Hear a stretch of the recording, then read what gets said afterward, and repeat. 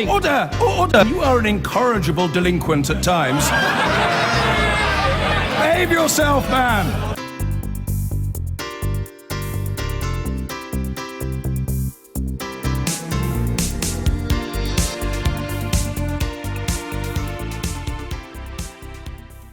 A family of 4 orphaned children have been awarded just under £75,000 in compensation after being effectively abandoned by their local authority and left to bring themselves up. Parents James and Eileen Hawkins died in 1983 from accidental poisoning. Their children, aged between 8 and 16, were left to fend for themselves. In an exclusive First Broadcast interview, Tony Hawkins, who was 8 at the time, says it's a miracle he and his siblings survived. They had to scavenge for food, often eating old dog biscuits or a slice of bread with vinegar and sugar smeared on it. Liverpool City Council have admitted they didn't provide proper care and support for the family. Tony, thank you very much for coming on the programme. Nice to see you. Tell us, first of all, what happened to your parents? My parents were, one evening, my father came home from he'd been out for a drink with friends. My dad was into the homebrew kind of hobby. He came home with a bottle which he said a friend had given him. Said it was vodka, just needed to water it down and he could drink it as vodka. So he and my mum and a friend did that, and they had a drink because it was coming up to their anniversary. And they drank this vodka. The friend had less than them, I think, left shortly afterwards. And it turned out to be a methyl alcohol, which can be used as an engine cleaner. That ultimately poisoned them and killed them in quite a painful and excruciating way. Which left you, your 9-year-old brother, your 15-year-old sister, your 16-year-old brother alone. Yeah. What did the social services do back then? From my recollection of it, there was very limited intervention. We went on a couple of trips in the first few months, which weren't very pleasant experiences. Who did they decide that someone should look after you, or that your James, your we will never 16-year-old brother, should do it? From what we know now, just from speaking to James and from what we knew, James was called to a meeting with the council at 16. He was a young 16-year-old boy grieving over his parents, and he was asked, "Do you want to look after the children?" And he obviously said, "Well, yeah," and that was it. He was left to do that. There was no court case. There was no procedures followed, and that was it. We were left there on our own. And now we'll never know the truth because we don't know. There was no records to say what happened. Right. And give our audience an insight into what your daily life was like as an 8-year-old, with your 9-year-old, with your 15-year-old, with your 16-year-old brother apparently looking after you.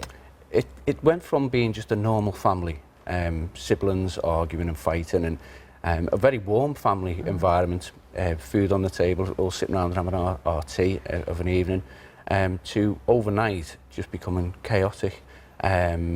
James quickly, with that responsibility, the pressure for him became too much. His life went quickly downhill. Clett went to live with a distant family member. Well, say distant, not one that was very close to us, and within a week was back with us. She had learning disabilities, so she really struggled. And then for Stephen and I, we was straight away put in a position where we had to fend for ourselves. We quickly realised that it was down to us. We were only kids, and we'd have conversations like, "Can you feel that pain in your stomach?" And I was like, "Yeah." And it was hunger. What were you eating? There was nothing. There was, the dog biscuits was an instant where that's all there was in the kitchen. So I would just nibble on dog biscuits. If there was bread, I would put something like vinegar or anything else, condiments that you would normally find in the cupboard. And we would repeatedly walk into the kitchen and open cupboards, knowing quite well there was nothing there to eat. So there was nothing. And James his life was falling away, and what minimal benefits he was on, which we still don't know. if we did get a chance to get money off James, we would go and buy some noodles or something that we knew could last or sustain us for a few days. Were you going to school?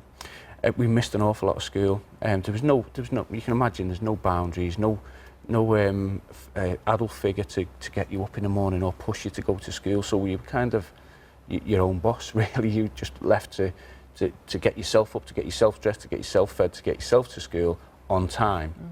Which quickly, if we were hungry or we were really hungry, we'd just stay in bed because it was easier to stay asleep, pull a blanket over your head and try and get by until you would get something to eat and then enable you to go to school. Is it true that you and your 9-year-old brother used to share a uniform and he'd go for a couple of days, then he'd give the uniform to you, then you'd go for a couple of days? That went on for quite a while, especially in the early aftermath of my parents' death. We really struggled with just all normal clothes. We would share a lot. Basic socks and underwear, uniform was a problem. So yeah, it was very, very difficult. We had to kind of just get by with each other, and me and Stephen became, we had to be a unit.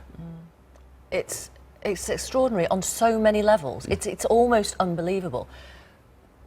Where were relatives? Where were teachers saying, "Who's looking after you? What's happening? Why haven't you been to school for the last 2 days?" I just don't. This is only the 80s. Yeah. It's not the 50s. Paternal side of the family, my dad's side of the family, weren't close to my father anyway. I think there was a lot of family problems on his side with his relationship with his siblings. So they never played a part. His mother must have been in her 80s. She was very, very old, and she lived distance away, couldn't travel, and she had illnesses. And she died within that year of my father dying. My maternal side, there was a lot of family issues relating to them. Either lived too far away or had their own real issues that weren't in a position to look after us. But the responsibility was put on James. So I would say in the first few weeks where people could rally round or try and help, then we realised it was just about us, and the help kind of disappeared, or just became less.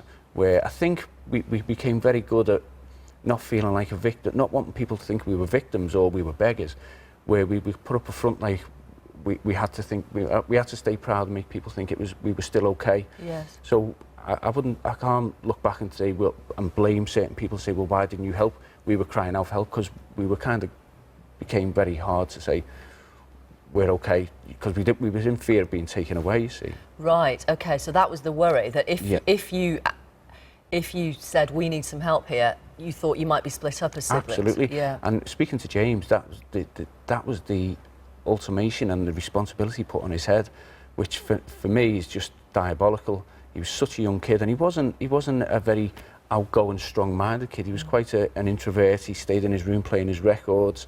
He'd go to school, and he was a very bright lad. And then ultimately, within 24 hours, he said, now you're a father of your siblings, and now you have to look after the finances, you have to look after the house, the bills. He should never have been put in that position. So yeah, it was very difficult for James. As an adult, I mean, you did all fend for yourselves, yeah. and you've gone on to achieve. You got a scholarship at a good school and so on and so forth. But as an adult, then you start asking questions and looking back. Yes and no. I mean, I think for all four of us, we didn't look back. It was a case of it was too hard to look back. We always tried to, especially Stephen and I, look forward. That was that. We need to keep looking forward. It actually came about as when I met who's now my wife. I met her in '94, and she was a Great Britain athlete, and she was travelling the world, but she always wanted to go into social work, and so she qualified as a social worker. But she'd always ask questions about, no, that wasn't right. I'm sure that wasn't right. So when she got educated in this field, and she had the knowledge, she started asking the questions to me and then pushing me.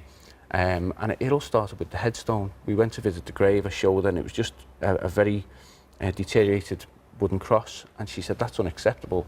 And she pursued the council to see if there was anything they could do now to pay for that headstone for your us. parents. Yeah. The response was, "We've got no record of you." So she thought, "Hang on a minute, this is not right." So she applied under the Data Protection Act for all our files, and I believe they had a statutory period where they had to respond, in which they didn't respond within that period. And she repeatedly requested these files, and I think about 3 months later got one letter through the door saying, "We've got no record of you. You didn't belong to this authority. You belong to a different authority." So kind of, we knew quite well we belonged to that authority, trying to push us in another direction.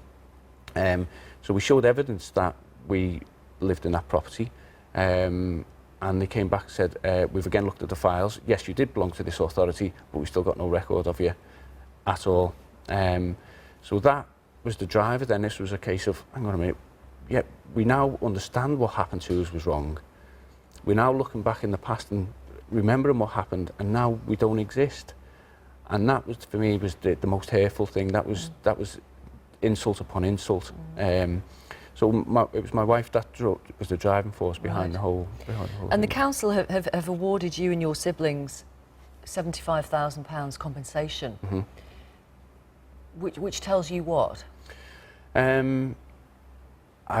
That tells me it's a token gesture, that it was they've accepted some failings, they've accepted something, but we don't know what. And I just believe it's in the hope that this will be pushed under the carpet and go away. And that's how I see that. But you want what? I want answers. I can't go through life now knowing what happened to us and just being regarded as the kids that never existed. What happened to them records? Somebody somewhere has answers. There's people who are probably still alive and now, who were involved in the organisation or the authority, work for the authority, that know something. And I appeal to them people to say, come forward, give us some closure and let us have some answers. And also, how do we know any lessons have been learned? How do we know this is not still happening now or still going to happen to other children put in that position? Without them answers or an inquiry or some serious case review, them questions will never be answered. We have a statement from Liverpool City Council. They say the City Council has publicly acknowledged that it let these young people down over 30 years ago. Since that time, there have been many changes in social work practice and safeguards in place to prevent this happening now. Would you like an apology from them? I would. It'd be a starting point. For me, it's too late. We started pursuing these files 7 years ago, and since then they've repeatedly fobbed us off, ignored us, and never, even after the award, they've never directly approached us with an apology to say we failed, we don't know why, but we hope it never happens again. There's been nothing, so an apology now, it would be too late. A couple of comments from people who are watching and listening to you this morning, Tony. Lynn on Twitter says £75,000 is rubbish compensation for that family of 4 children who were abandoned by the local authority when their parents died. And Peter has emailed to say a disgrace that the council think such a small amount of money is compensation. Yet after this admission, once again, no names of those in social services are published or questioned or even prosecuted for negligence. But for you, I think it's just, you just want to find out why it happened. Why it happened. I'm convinced there's people still around now who were involved with the case, who know about the case, who have answers. And why they're sitting quiet really disturbs me. And I'd like them to come forward and just talk to us, just explain their side of the story, or if they were involved in any way, and say, this is what happened. But at the moment, we have absolutely no idea. We've had no answers at all. Thank you very much for coming on the programme. Thank you. Thanks for talking to us, Tony Hawkins. I've been getting away with it all.